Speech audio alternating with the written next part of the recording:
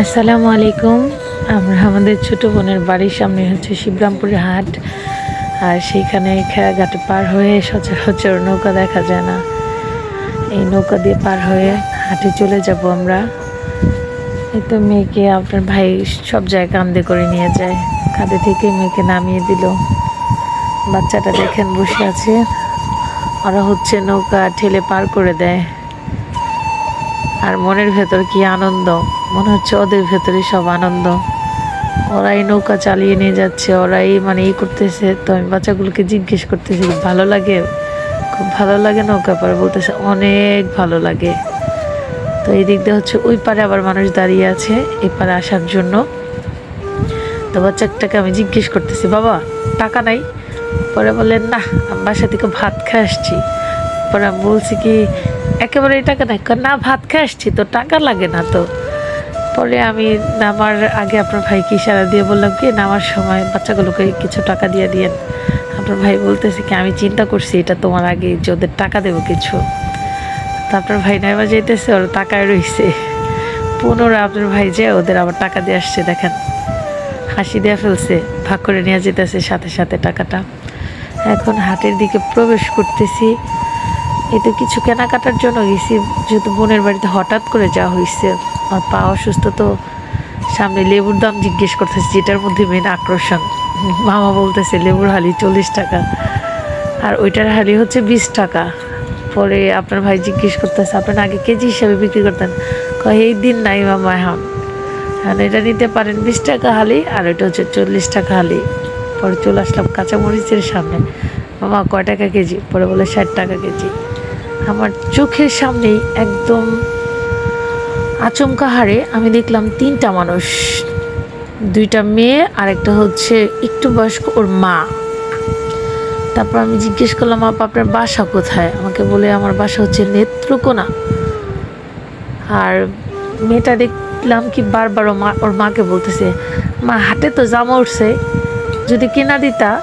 মা বলতেছে মা তোমরা বাবা কামাই করে 300 টাকা, সারা দিন কাজ করে 300 টাকা, 100 টাকার যদি চাল কিনি, 200 টাকার যদি বাজার করে না নেই মা, আমি কি নেব বাড়িতে? আমি বললাম কি আপা কষ্ট নিয়েন না, ওরে আমার কাছে দেন। ওদের পরে আমি নিয়ে আসলাম কাপড়ের দোকানে, জামা কাপড়ের দোকানে। আর আমি বলতেছি তোমাদের কোনটা পছন্দ সেইটাই নাও।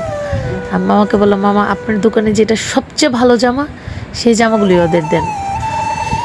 এই তো ওরা হচ্ছে চয়েস করতেছে জামাগুলো, মামাকে দেখাচ্ছে ওইটা দেন।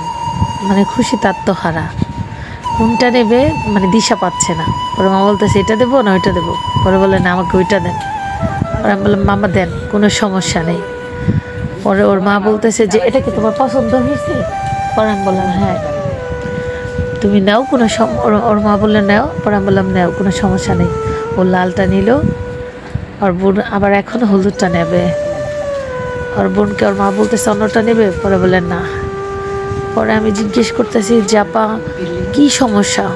পরে বলতেছে আপা ওর বাবা যদি 300 টাকা কামাই করে, এখন যদি আমি ওদের ঈদে জামা কাপড় দিতে যাই আমার দিন চলবে না।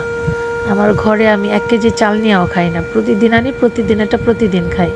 পরে আমি বললাম মামা এগুলোর সাথে পেন দেন, যেটা আপনার দোকানে সবচেয়ে ভালো পেন্ট, ওই পেনটা এই জামার সাথে ম্যাচিং করে দেন। পরে মামা এই পেনগুলো দিচ্ছে ওদের। ওরা বারবার আমার দিকে তাকাচ্ছে, আর যে মানে সত্যি নাকি বাচ্চা মানুষ তো। ওরা বললাম না পেন নাও। ও লালটা নিল, ওর বোন হচ্ছে অরেঞ্জ কালারটা নিল। এখন আবার আমাকে দেখাবে। আর এর মাঝখানে হচ্ছে ওর মা আমাকে ওর মায়ের দুঃখের কথাটা বলতেছে যে আপা আমার বাসা তো নেত্রকোনা, আপা আজকে আপনি আমার মেয়েদের জামা কাপড় দিলেন দেখি ঈদ করতে পারবে।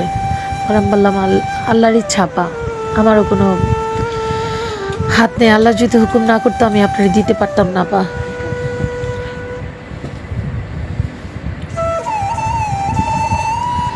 তারপর হচ্ছে ওর মা বলতে বলতে বলতেছে কি আপা আমার আরেকটা ছোটো মেয়ে আছে বাসায়। ওরা আমি বললাম ওইটা কতটুকু?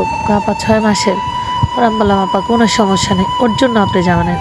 পরে আমি বললাম মামা আরেকটা জামা দেন আপনি। পরে মামা হচ্ছে দিচ্ছে। ওরা হচ্ছে আমি ভাবলাম যে 2টা বাচ্চাকে যদি আমি দিই, ওই 6 মাসের বাচ্চাটা দেখলে ওরও তো একটু খারাপ লাগবে, কথা না বলতে পারো, কিন্তু বন্ধুরা সুন্দর পড়লে তো ওদের খারাপ লাগবে। তারপরে হচ্ছে দেখেন ও জামাটা আমাকে বারবার দেখাচ্ছে, ওর মা বলতেছে আন্টিকে দেখাও দেখাও কেমন লাগবে। আর ওর মা তো অনবদ্য কান্না করতেছে, মানে ওর মা কান্না করতেছে, বলতেছে যে আপা আপনি জামা দিলেন দেখে ঈদ করতে পারবো। আপা আপনার আমি সত্য কথা কইতাছি, দেখেন আমার হাতে আছেই 200-300 টাকা। এখন যদি আমি জামা কিনতে যেতাম তাহলে আমি আর সদাই পাতে কিছুই কিনতে পারতাম না। আর হাটে আমি আসছি আবার সস্তা কিছু সদাই কেনার জন্য লাস্ট সময়তে। ওর আমি বললাম আপা কোনো সমস্যা নেই, আপনি ওদের জন্য কিনেন এবং নেন। আর নেওয়ার পরে আপনার যদি কখনো মনে পড়ে আমাকে প্রয়োজন, আমি ঠিকানা দিলাম, এখানে দেখা করেন, সমস্যা নেই। আর ওদের মাথাটা আমি হাতায় দিচ্ছি। আর ওর মায়ের মুখে দেখবেন একদম হাসি ফুটে গেছে। আমার মা বলতেছে যে আপা আপনার উসিলায় আল্লাহর হুকুমে আমার মেয়েদের ঈদটা মনে হয় সম্পূর্ণ হবে।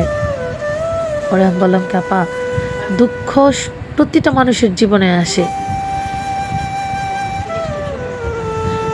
আমি বললাম যে আপা দুঃখ সবার জীবনে আসতে পারে, জিনিসটা হয়তো বা ছোট, কিন্তু আকাশচুম্বী ওদের হচ্ছে আনন্দ। আজকে হয়তো বা আমরা যারা বিত্তশালী আছি বা আপনারা যারা বিত্তশালী আছেন তাদের হয়তো বা মনে হবে এতটুকু জিনিস, কিন্তু দেখেন ওর মায়ের মুখে কি সুন্দর একটা হাসি। ওর মা খুশিতে আত্মহারা। আর বলতেছে আপা আসি, আমি বললেন আসেন। তারপরে অসহায় পৃথিবীতে কাকে তুমি খাবে না? না আমি খাবো না, আপনি খাবেন। এই জার্সিটা ভেঙে দেবো, খোলা দেবো, ঠান্ডা আসছি, খুলে দেন তো। আল্লাহ আপনি সুখে রাখবো। কি দল লাগছে আমার, অনেক ক্ষুধা লাগছিল। বাদ দেয় না কেউ, বাদ দেয় না। টাকা কে নিয়ে যায় বাবা? হ্যাঁ আসলে বাদ দেয় না।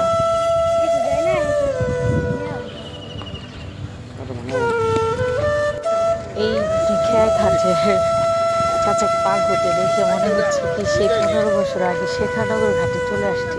শেখানগর ঘাটে এইভাবে পারাপার হতো, সাইকেল নিয়ে আমাদের নিয়ে পার হতো স্কুল ঘাটে।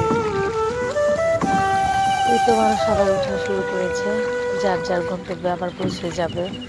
কেউ বাজার করে আসছে, কেউ বাজার বিক্রি করতে গিয়েছে, কেউ বাজার কিনতে গিয়েছে। কেউ হচ্ছে বিক্রেতা, কেউ হচ্ছে ক্রেতা। এই তো জীবন লীলা খেলা। সবাই ভালো থাকেন।